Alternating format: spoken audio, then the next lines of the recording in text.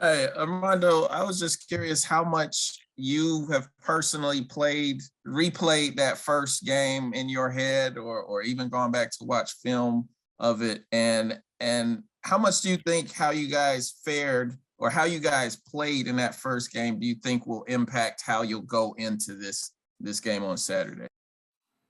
Yeah, I mean, I'd be lying to y'all if I sit right here and say I don't replay that game in my head. I mean, something I think about all the time, and I mean, there was a lot of factors that didn't go our way. I mean, we didn't come to play just point blank and period, but I mean, I was in foul trouble too early, and I mean, I don't think just us as a team, players, we didn't really grasp how big of a game it was, and we just gotta be ready to play on Saturday, and I gotta stay out of foul trouble. Brendan. Hey Armando, yeah. In terms of when you do watch that first game back, is it more, you mentioned you guys maybe didn't grasp the enormity of it all.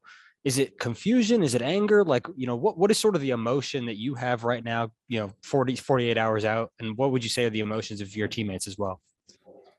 Yeah, I mean, we definitely all were upset about it. Just, I mean, because that's one of the biggest games for the year for us. I mean, y'all know about the rivalry, and I mean, but it's something that we kind of have put past us a little bit, but we're definitely ready to go and fire it up. Jeremiah. Yeah, Armando, going back to the fact, with respect that you said that you, of course, got into foul trouble early on, can you talk about what it's like matching up with the front court of Mark Williams and Paulo Banchero? They, of course, have two very unique skill sets from each other, and they're even projected to go, first round of the NBA draft. Can you talk about some of the challenges that comes with guarding that tandem? Uh, uh, I don't know. I really don't got a comment. Andrew Jones.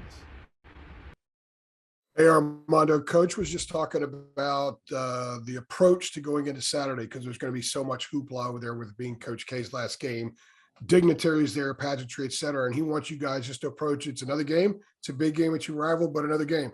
Is it easy to kind of insulate yourself and not take in all the other stuff that's going on around this game, or is that a big challenge? And you guys will kind of have to wait till you get on the court before you can really be fully invested into what's happening there. Nah, I mean, it's hard to not be able to take in and grasp what's really going on. I mean, soon as he retired, that was when he announced he's retiring. That was one of the first things that I realized, like, oh crap, we're gonna be playing Duke at Duke on that last home game. I mean, that's like the first thing that came to my mind and our minds when we had heard the news. So I mean, I'd be lying to y'all if I sat right here and said that, oh, it's just another game. And I mean, I'm pretty sure there'll be a lot of big time people there, and it'll probably be the loudest it's ever been, one of the loudest it's ever been. So it'll be fun. I mean, it's like I said the other day, it's something that we all signed up for with coming to UNC. But you just said fun. It's kind of cool that you're going to be on this stage. You're going to have this opportunity. Definitely. I mean, it's something as a kid, I mean, if I would have told myself 10 years ago, like, I'd be able to play in this game, I would be excited.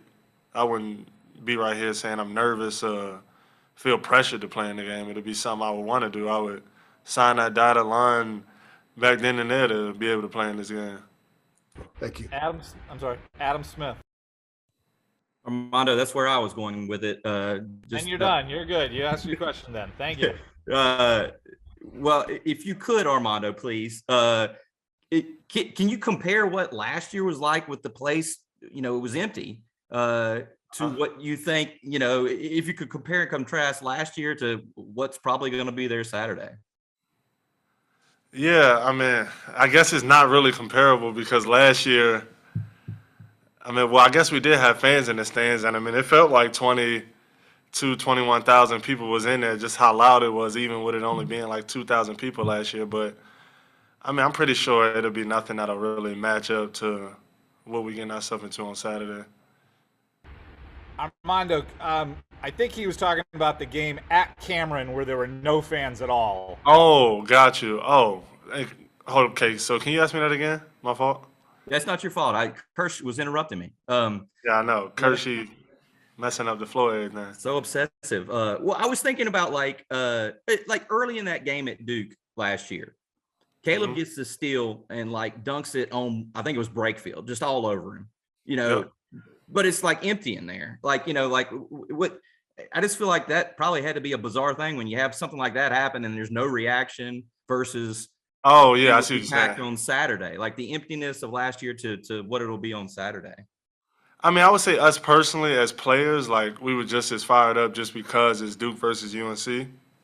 But I mean, it'll definitely be a lot different because I mean they'll have everybody in there will be against us except for our little family section we have. So I mean, it'll definitely be a different feeling for sure. Ross. Is it crazy knowing, or are you nervous knowing the entire sports world is going to be plugged into this game? Like, what is that like knowing that? And I guess you won't know until you actually get there and feel it. Yeah, I mean, big games like that don't really get me nervous anymore. That was more like a freshman thing, but now, I mean, I'm just excited just to think, I mean, some of the people that'll be watching the game and just having a chance to showcase my skills and be able to play in front of a lot of these big name people and fans and everything. It's just something great and exciting to be a part of. And how is Coach keeping y'all focused? He said he's not worried about anything with Duke or how big this game is or any of the Coach K stuff.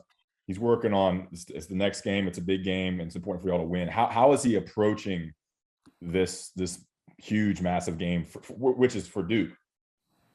Yeah, I mean, he's been locked in all week, and I mean, it's something that we all want to go in there and do is win that game on Coach K's last home game, and just his approach has been just, I guess, a little bit different. I mean, he's always serious, but just even more serious coming into this game because, I mean, it's a huge game for bragging rights, and, I mean, it'll be a big-time win. Greg Barnes. Armando, to build off that, I think all the national media has pretty much given this game to Duke as a victory. But yet the opportunity for you guys is you can win at Cameron on Coach K's final home game. Winning Saturday clinches and removes any conversation probably about NCAA tournament. It just seems like the opportunity for you guys is incredibly large. Is that something that the team has talked about, just what sits in front of you? Definitely. I mean, we just want to win that game because it's Duke UNC, but, I mean, also on their end, too, I mean, it's a lot of pressure on them, too, just with it being Coach K's last home game, and, I mean, that's a game you want to win, too, so, I mean, it's a high-stakes game for both of us. Brendan. Hey, Armando. Yeah, I know you mentioned you've watched back that first game, but Hubert, Coach Davis told us that he has also watched it and he's been talking to you guys about it. What has his tone been in some of those conversations? You mentioned he's been maybe even a little bit more serious than normal this week.